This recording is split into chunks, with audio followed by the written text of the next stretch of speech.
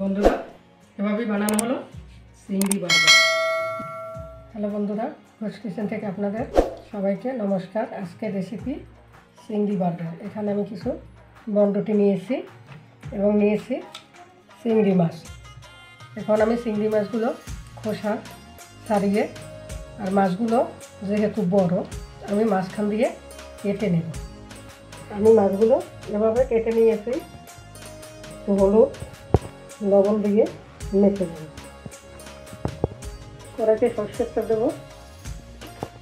তেল গরম হয়েছে, আমি এখন মাছগুলো ভেজে নেব। তবে বেশি ভেজে নেব না, হালকা একটু ভেজে নেব। এখন আমি হালকা করে ভেজে নিয়েছি, এখন আমি তুলে নেব। এরপর আবার আমি সরষের তেল দেবো। তেল গরম হয়েছে, এখানে আমি নিয়েছি পেঁয়াজ কুচি এবং রসুন কুচি। আমি রসুন কুচি আগে একটু ভেজে নেব। রসুনগুলো আমি ভেজে নিয়েছি, এখন আমি দিয়ে দেবো পেঁয়াজ কুচি এর মধ্যেই। তবে এই পেঁয়াজগুলো আমি ভেজে নেব, বেশি লাল করে ভাজবো না, বাদামি কালার করে ভেজে নেব। আমি পেঁয়াজগুলো এমন বাদামি কালারে ভেজে নিয়েছি।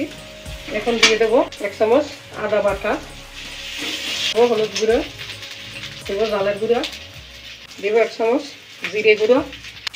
আমি অল্প একটু জল দিয়ে কষিয়ে নেব। এখন দেবো পরিমাণ মতো লবণ, আর 1 প্যাকেট দেবো ম্যাগি মশলা। এখন আমি এগুলো ভালো করে কষিয়ে নেব। মশলা কষানো হয়ে গেছে, এখন আমি দিয়ে দেবো ভাজা মাছ। আমি একটু কষিয়ে নেব।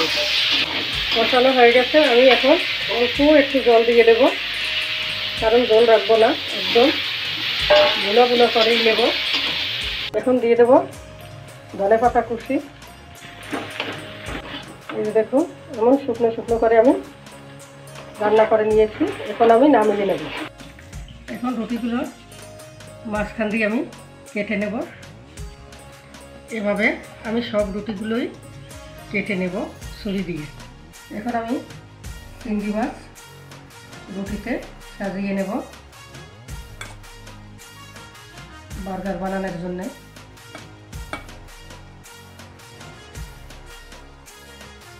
এরপরে দেব সালাদ।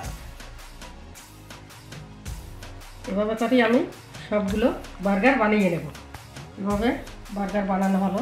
এখন আমি উপর দিয়ে কিছু সাদা তিল দিয়ে দেব। তার জন্য এখানে আমি একটা অল্প চিনিতে জল শিরা করে নিয়েছি, এর উপরে আমি সাদা তিল ছড়িয়ে দেব। এভাবে শিরাটা কিন্তু একদমই জল শিরে, এর উপরে সাদা তিলগুলো ছড়িয়ে দিলে আর পড়বে না। বন্ধুরা এভাবেই বানানো হলো চিংড়ি বার্গার। দেখুন, এই বার্গারটি সবারই খেতে পছন্দ, সবচাইতে বাচ্চাদেরই হবে বেশি পছন্দের একটি খাবার। তবে এভাবে আপনারা একবার বাড়িতে বানিয়ে দেখবেন, আমাদের সাথে থাকবেন, চ্যানেলটিকে সাবস্ক্রাইব করবেন, লাইক কমেন্ট শেয়ার করবেন। নমস্কার।